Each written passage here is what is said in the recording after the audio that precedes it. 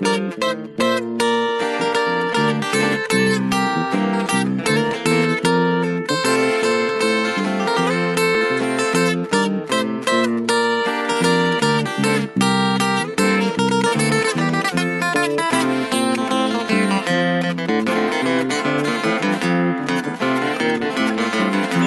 ignorar mi tristeza si no tengo idea de cómo olvidarla?